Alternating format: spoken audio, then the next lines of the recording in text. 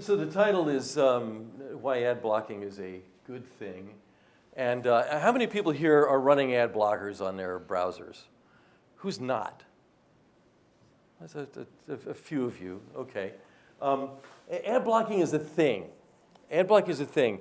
And it's also a controversial thing. If you look up ad block war, you're one of the people who started looking it up after 2012. Before 2012, apparently, according to Google Trends, this was not a term, not a search term that was searched enough to make the cut.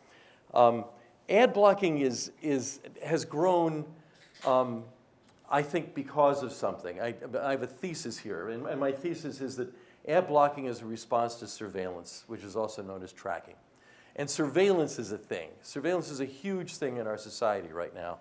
It's a huge thing in business. It's really out of control. And advertising online is one of the places it's most expressed. There's a colleague of ours, I met Christian, by the way, when we were both fellows at the Berkman Center at Harvard. And also there is this person named SHOSHANA ZUBOFF. She's a professor at the business school, at Harvard Business School. And she's written a number of books. One was called In the Age of the Smart Machine back in the 1980s. A more recent one is The Support Economy. But back in the age of the smart machine, as far back as that, she had formed something she calls ZUBOFF's laws. And what they say are, and actually we had all the trouble of making that useful, but it's too small for me to read. So I'll just read it with the rest of you. The first one is whatever can be digitized will be digitized. And the second is whatever can be informated will be informated, meaning all the digital stuff that can be put to use will be put to use as information. And the third is, and it's almost a logical leap, but she thinks this is a natural, almost a causal thing that's going to happen. Every digital application that can be used for surveillance and control will be used for surveillance and control. And so she's been studying this more recently a lot, and these are two things that she says are going on right now. That we're living in the age of the big other, like Big Brother watching us all the time. Google is big other when they're busy following us around and telling us where to eat lunch. And what she also calls surveillance capitalism. And both of those, I think, are better titles for her next book than the one she is going to use, which is Master or Slave, The Fight for the Soul of Our Information Civilization. But that's coming out next year. But what she's outlining here, that this sort of inevitability of surveillance, I think, is a huge question. Are we going to get out of that? Are we going to have enough personal agency in the world to fight this, to carve out a private space of our own? It's important to remember that privacy is a very highly developed set of social norms that we've created over millennia, where we've had the internet for about 20 years. In fact, the internet in its current form was born in April 30th of 1995, when one of the networks within the internet, called NSFNet, that prohibited commercial activity, shut down. Commercial activity was made possible and the internet exploded in more or less the form that we know now, with ISPs and browsers and email and the rest of it. So what we have with just 20 years of the internet is we're still in Eden and we're still naked, basically. We don't have clothing and shelter yet. I mean, I'm wearing privacy technology. All of us are wearing privacy technologies here. And we take it for granted, and we have social norms around us. You don't go, plant a tracking beacon on people and follow them around in the everyday world. But in fact, we do this online. So there's, she talks about how everything that can be digitized will be digitized. And so sure enough, we have this thing called big data. Big data became a thing too, and about at the same time as ad blocking became a thing. Starting to hockey stick, as it were, as a search term. This has always been around, apparently. Before that, we called it data processing back in the old days. But big data became a hot term really in 2011, 2012. So what happened in that time? So I've looked at a lot of this stuff to see what was going on. McKinsey, which is this big research organization that's used by business and government, but mostly business, produced a document called Big Data, the Next Frontier for Innovation, Complexity, and Productivity. that made a big thing about big data, and it was widely sourced. And an interesting thing about that is that IBM, a few months before this came out in June 2011, made a big thing about big data, and then it kind of fell off. If you look at this graph here, you see this is where IBM started talking big about big data in late 2010. And then the McKinsey report comes out in June 2011, and IBM starts spiking as well and continues to make more and more out of big data. And they're selling big data solutions, putting enormous bucks behind this. And their competitors also fell into line. If you look at searches for SAP in big data, and HP in big data, and Microsoft in big data, and Oracle in big data, you see that all of them start falling in line after 2011, after this report came out from McKinsey.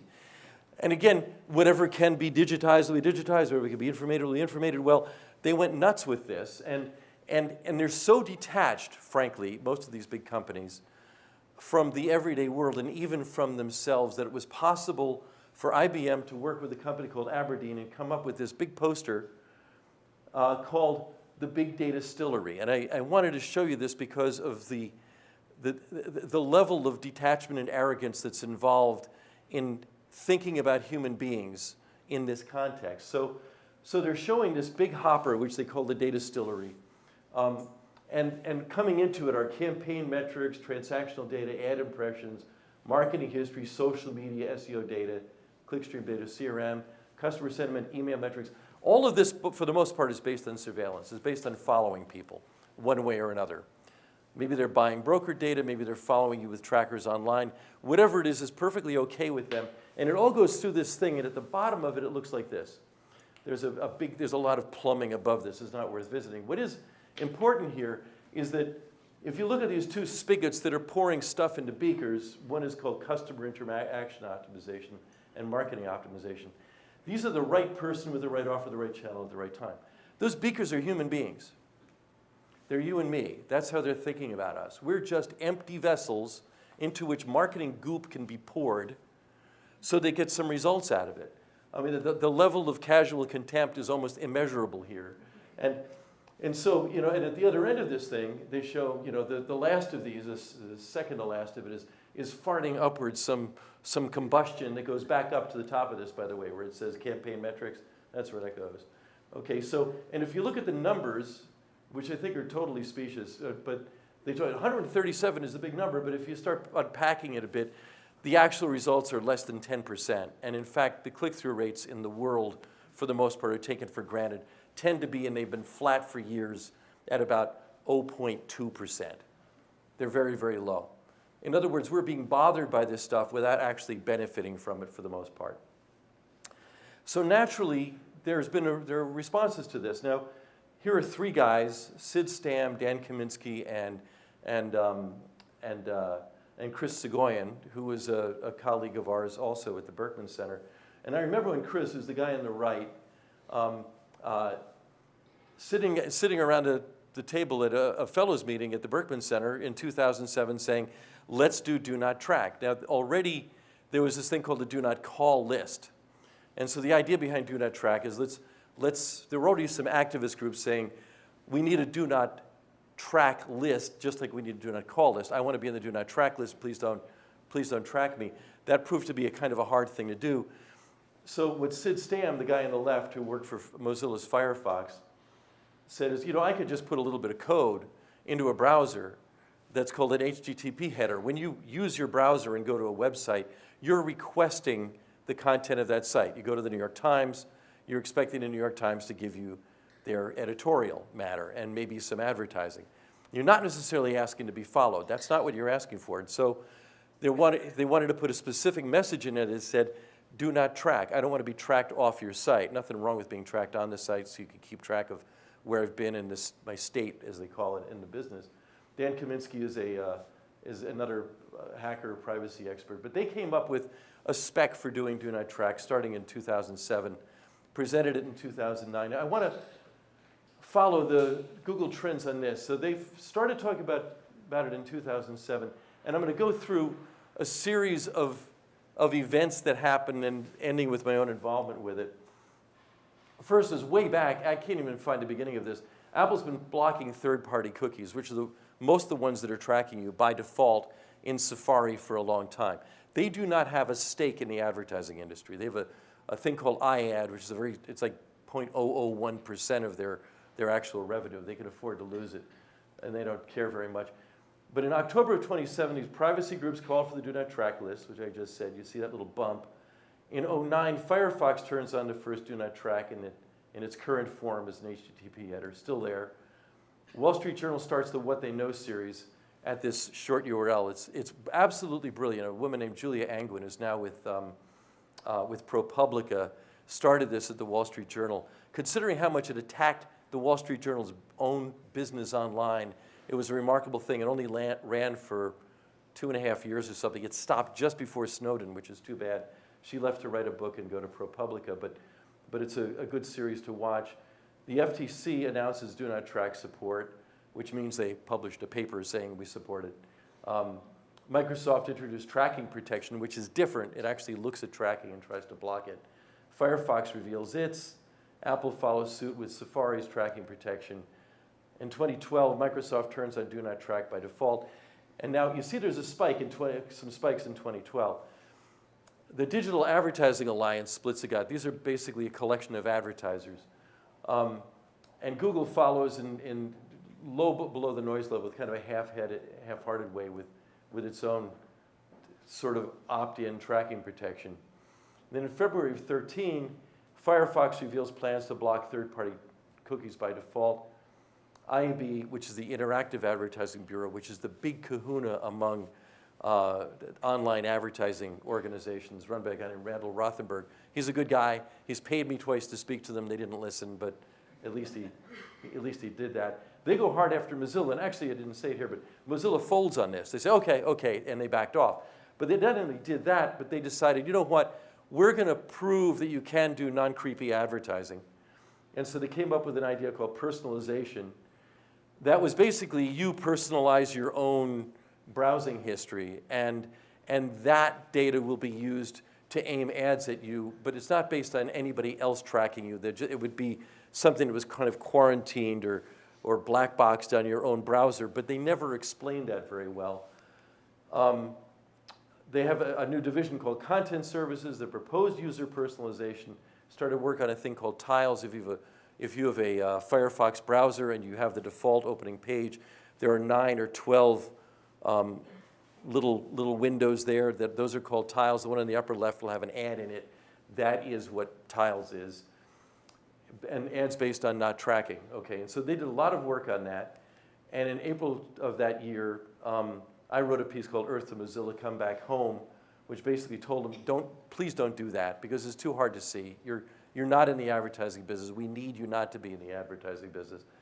But they did it anyway. In fact, they said, wait a minute, we read your book. We want to do everything your book says, but we're starting with this. We just have to get this out of the way. And so they hired me to help them come home. And then in December, just this year, just now, they've abandoned their ad plans. They've closed that division. They've dispersed the people elsewhere. They're still wanting to do what I said in my book, but with different people in a different administrative thing. In any case, we're right in the middle of kind of an interesting mess with that. Anyway, but they're doubling down on tracking protection. That's the main thing. What's happened is that ad blocking has become so popular that Mozilla can't ignore it, and they shouldn't be. They should be right in the middle of it, protecting us. But the important thing about this particular graph right now, and I'm going to show you in the next graph, it's going to turn red and get small, is that it trailed off after 2013 because Do Not Track failed. It failed in the marketplace because nobody was respecting it. None of the publishers were respecting Do Not Track. They purposely set their systems to ignore it pointedly. That's an enemy. We don't like that. We don't want that. They basically gave the middle finger to everybody who put Do Not Track on, including those companies. So here's the same thing. That's the red one now. And ad blocker as a search term.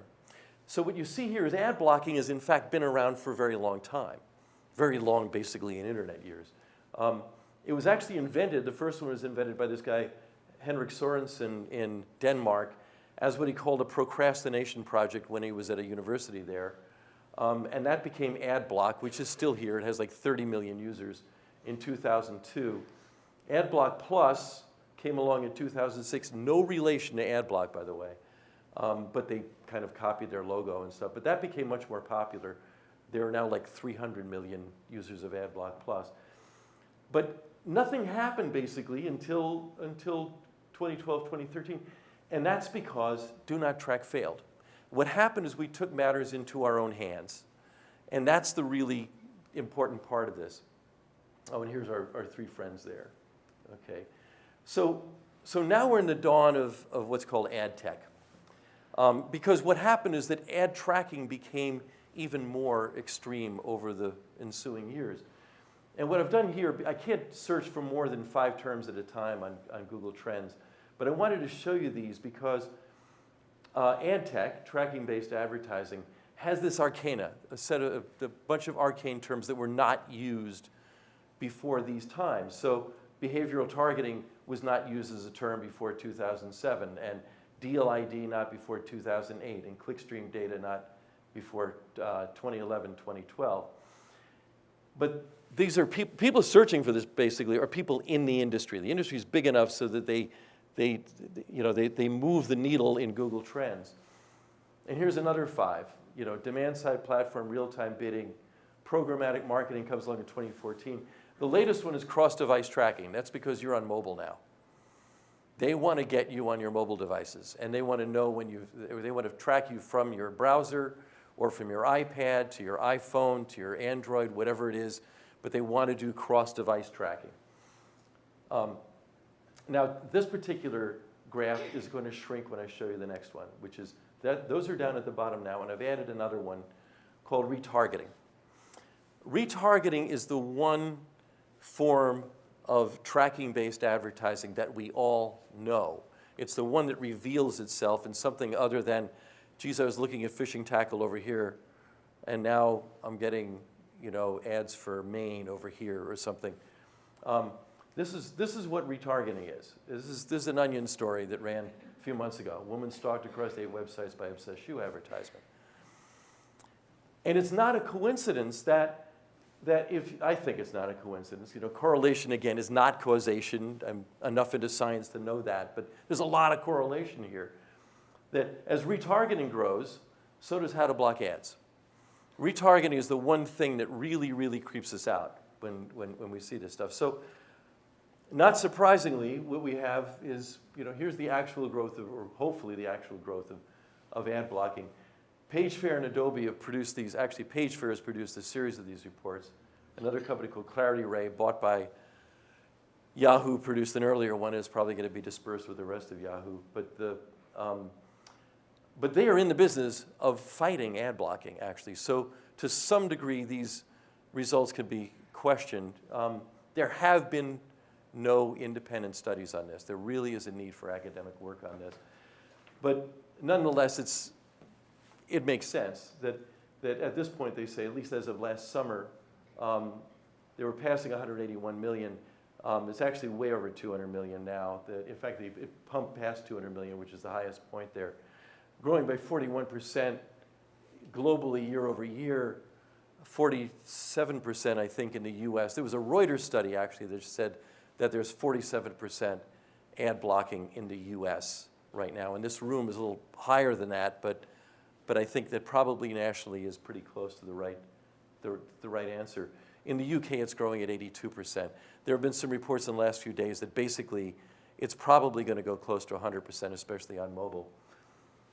So I have a thesis about this, which is that blocking ads and tracking gives individuals unprecedented leverage in the market.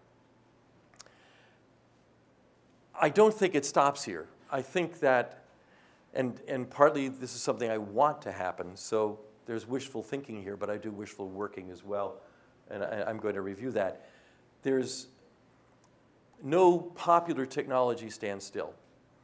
The ad blocking guys and the tracking blocking guys, they're EFF and others are tracking blockers that only block tracking as well. Ghostery is another one.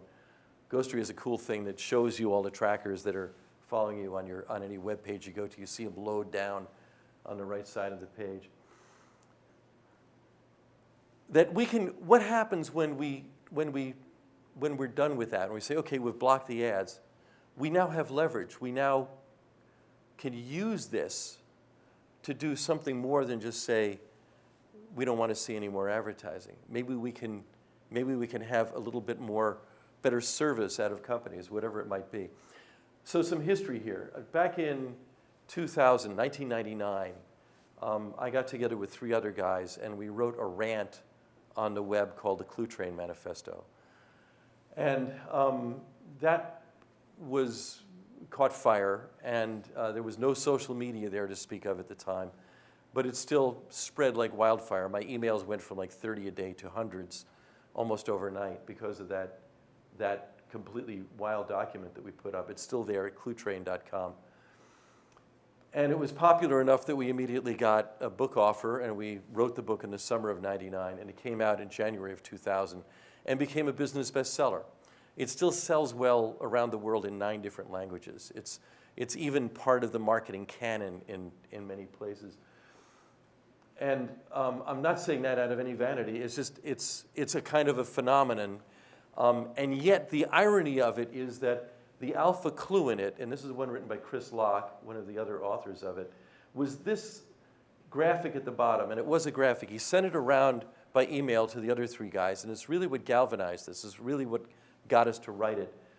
This statement, we are not seats or eyeballs or end users or consumers, we are human beings, and our reach exceeds your grasp. Deal with it. And that's what we felt at that time about the internet. The internet was only 3-4 years old, and we felt this sense of almost infinite empowerment and escape from all of the giant controlling entities of the world. John Perry Barlow wrote Declaration of the Independence of Cyberspace, and a brilliant essay called Death from Above, which I highly advise reading. It's still incredibly insightful. But we felt so potentiated as independent entities in the world that we were bold enough to say this. The problem is, this wasn't true, and it's still not true. Our reach does not exceed their grasp, or we wouldn't be running ad blockers. That's basically what ad blockers do. It's our reach trying to exceed their grasp. So by 2006, after seeing that this wasn't true, and I got an appointment at the Berkman Center, I was obliged there to start a project. That's what you did in those days. You had to have a project. And so I said, well, why don't we try making this true? I've been an editor for Linux Journal for many years. I'm not an alpha techie. The only code I know is Morse, which tells you how old I am. But what I saw I could possibly do is foster development in the world that moved in this direction. So to bring supply and demand by giving customers tools and services for 2 things. One is independence and the other is engagement. I felt that we could fix markets from the customer side in ways that sellers never could. What we've done ever since Industry 1, the Industrial Revolution, all of business has looked for more business to solve the problems of business. And I thought, wait a minute, we're the customers, we're where the money comes from. We have the capacity to develop things that make us independent and engaging. We did it with the web, we did it with the net, we did it with email, we did it with a lot of other things that made us fully independent. We could set up our own websites, we could do all these things. We could do more. And so VRM stands for Vendor Relationship Management. I did not name it, somebody else did on a podcast that I happened to be on at the time. And they named it as the customer side counterpart of something called CRM. CRM is Customer Relationship Management. Those 5 companies that all do big data that I showed you earlier all do CRM. CRM is what gives you junk mail. CRM is what, when you call a call center, CRM is interacting with you there. It's about a $40, $50, $60 billion business. And I felt that, well, we could do something from our side. So I've been doing this. I've been basically inveighing on behalf of the customer for the last now 9 years. And the whole idea was to make good on a the first thesis of the Clue Train Manifesto. The Clue Train Manifesto had 95 theses because that worked for Luther, and we called it a manifesto because that worked for Marx. That's how deep we were on that thing. But the first thesis, which is one that I wrote, was markets are conversations, and that's the one that marketers have picked up on. If you look up marketing and conversation, I am the guy who promulgated that, who put that loose in the world, but it's been misused. What I meant, really, what we meant was, let's have real connections with better signaling that goes both ways between demand and supply. It's interesting that James Denham Stewart, who was the first guy to utter the terms supply and demand, did it in reverse. He did it as demand and supply. He was in the Scottish Enlightenment and a colleague of Adam Smith way back when. But he saw it back then as demand will drive supply more than supply will drive demand. But most of the business has been about supply driving demand. So this was last week at as Moslando, which is this gathering of Mozilla in Florida. I'm somewhere there. That's me in there. But I copied this. I did this with my iPhone off the screen. I live my online life in my own terms. That's what they want to have happen in the world. Now, there are on our Project VRM list at the Berkman Center a list of about 200 companies, mostly startups, that are working on VRM. The hotspots for this right now are France, the UK, and Australia, New Zealand. I'm not sure why, but that's where it is, and I end up traveling there a great deal. But having Mozilla on our side is going to make a huge difference.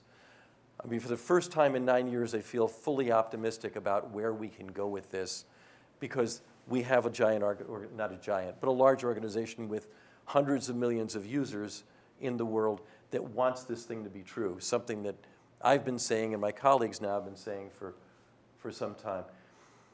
And their mission, which, by the way, this is on some T-shirts that they gave away, is, individuals can shape their own experience in an internet where people are self-empowered, safe, and independent. So how do we make that happen? So I'm going to tell you a few of the things we're working on with Project VRM that we're hoping to see in Mozilla within the next year, and as well as some of these mini startups that we have going. One is terms. These are terms we can assert. Now, we've all seen the terms, on our iPhone. They upgrade the operating system. Please read our 50-page thing and, our terms and hit accept. Those are called contracts of adhesion. And they were invented when industry won the Industrial Revolution because it was the only way legally that a company could get scale. If you're making one thing for millions of people, you need one legal agreement with those millions of people. But we should have scale as well. And so these are some terms that Customer Commons, which is a spin-off of Project VRM, it's a nonprofit, a fairly new one in California. And these are some straw man terms, but we're working on these. There's the Cyber Law Clinic at Harvard. We have students there at their clinical program working on these terms. We have a professor at UW in Washington also working on them. We talked to him earlier this week. But what this says here is that, for example, when I go to a site, I'm the first party, and my terms are, you can only share, I'm only sharing data with the second party, which is the site that I'm going to. The duration of this agreement is, or you can keep it, say, for infinity, but I could say just for the session or just for, say, 3 months or 3 weeks. The purpose is for the site's use only, not for ads, and not for the transaction, and that you respect do not track. Those are just an example of some of the terms that we can assert, but there's work going on for this now. Another one is called personal clouds. A personal cloud is where your personal data that has commercial value is stored. This could be your health data, this could be your transaction history, this can be your Fitbit and Nike fitness stuff. It can be anything that you may need to share with a company over the course of time. But you have full control of it. So one of the things you can do with that, which we'll come back to in a minute, is something we call Intentcasting. Intentcasting is where we do the advertising. So for example, I need a stroller for twins in the central campus sometime in the next 2 hours. Who's coming through? And you're anonymous until the deal starts to happen, where you're in control of it, but you're doing the advertising to the marketplace, and you're doing it in a way that is outside the control of any single vendor. You're not doing it through Amazon. You're not doing it through eBay. You're doing it in a secure way in the open marketplace. And you're what they would call a qualified lead, but you're a qualified lead on your terms and not on theirs. In my book, which I'll visit later, we call this a personal RFP, but the market, as it were, called it Intentcasting, so we're calling it that now. Another is the Internet of Things. You've probably heard this term a lot. It's everything that is going to have intelligence on it, and it's just a huge, big topic in tech right now. But the Internet of Things should be your things. Now, this is a guy named Phil Windley. He's a computer scientist, PhD, teaches at BYU in Utah. Brilliant guy, and I think the most insightful guy on the subject of the Internet of Things today. He created some code, and it's open source code, for a company that he ran for a short time. He couldn't get funding for it, which is too bad. But here are a few of my things. I have one of these tags called a square tag up here on this bag here. So let's see where it is. It's there. Okay, here it is, right there. If you were to scan that, let's say I leave this bag somewhere by mistake. I leave it here today. You scan that, you'll see it's cloud. That bag is a thing that's now on the internet. That's Phil's insight. You could take anything you own or care about and put it on the internet in a way that you control. You don't have to wait for Apple or Google or Facebook or GE or anybody else to make your thing smart and have them control it. You can be in control of it. So these are all the things in his life that he has tagged with his own QR code that anybody can read. But the important thing about it is that cloud that the thing has, clouds for things, is looks different to who's reading it. If one of you reads this thing about my bag, it'll say, Doc Searls has lost this bag, please call him at this number. Or call his wife, I think that's what it says. But if I look at it, I have my own records about it, I bought it at Office Max. It's a particular Swiss Army one, and I can advertise to the Swiss Army company, I think it's Wengen, that I have this, and I'm willing to share with them my experience with it.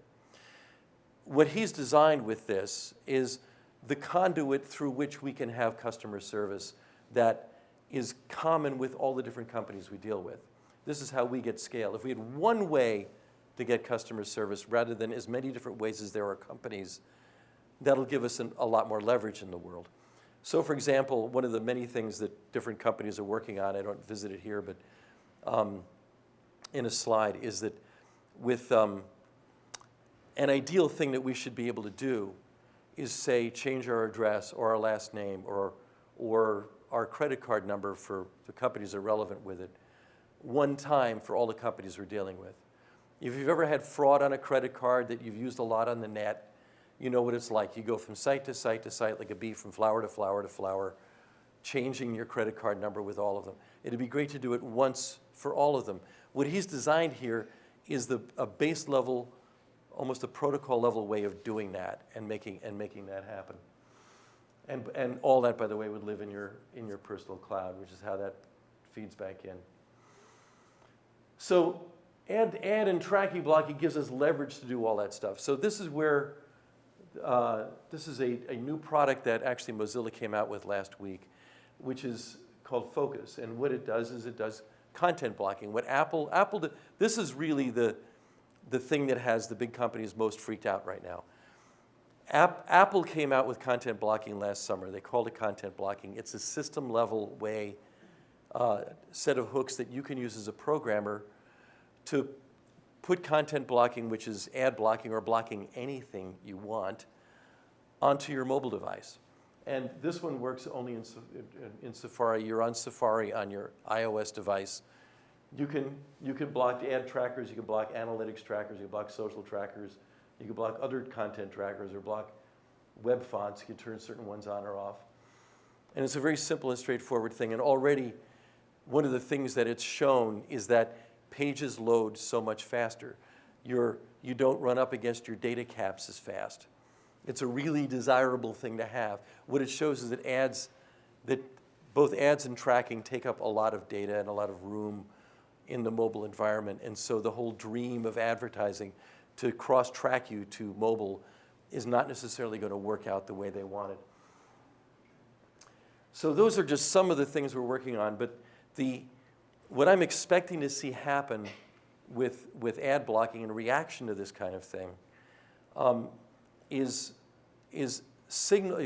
better signaling from us for things like intent casting. Like or the ad blocking companies can help us do the intent casting thing where we'll say, we'll share only certain data with you on an as-needed basis on these terms that you've agreed to, and that'll be better for business. And so another thesis here is that a free customer is more valuable than a captive one. And the notion of a captive customer has been common in business, again, since Industry 1. If you listen to the CRM companies, they talk about us as targets that they acquire and manage and lock in and control, which is the language of slavery and animal husbandry. That is how inhuman we are seen systematically by those systems. I believe, and the many companies that I've sort of called to follow my lead on this, like Pied Piper, is that this will be good for business. This is not a threat. The internet is, the internet, people did not want the internet. People did not want, the big companies did not want PCs. They did not want the internet. If you worked for a big company in 2008 and you said, I want to use my iPhone in this company, they'd say, no, here's a BlackBerry, that's our company phone. You don't need an iPhone, you don't need an Android. And now they all depend on people having their iPhones and Androids. There is history here of us having more and more liberation, and so I see another one coming here. But I might not be right. I don't know. So here's this book that I wrote called The Intention Economy. I actually finished it 4 years ago around this time. It came out in May of 2012.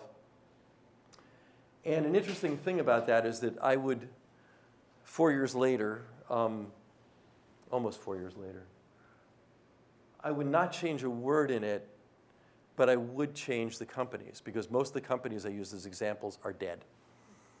The pioneers in anything tend to get killed. Startups tend to die off. So that's an interesting thing too. I think when I came out with the book, I thought I might be late, and I realize now it was way early. The older I get, the earlier it seems. So I've been writing about ad blocking, and something I call the Ad Block War series. It actually it has like 32 different posts, and the last two were, oops, go back here. I thought I had them on there, but the last two published pieces. One was in Harvard Business Review. The other one was in MIT Technology Review. We're both on ad blocking and say kind of what I just went through here. We go to Q&A now, but the two things I'd like to sort of put out there is, one is that I might be utterly and completely wrong. Correlation may just be correlation and not causation. The big companies may never stop winning. We may always be inside. It could be that a free market will always mean your choice of captor, which is what it means right now, by the way. And the other is that we need academic research on this stuff. What I gave you was what Google will show us for trends as the best I could do. There is no canonical work on ad blocking out there right now. There is no canonical work on tracking protection. There's not much on surveillance as a topic in itself. There's a lot on privacy.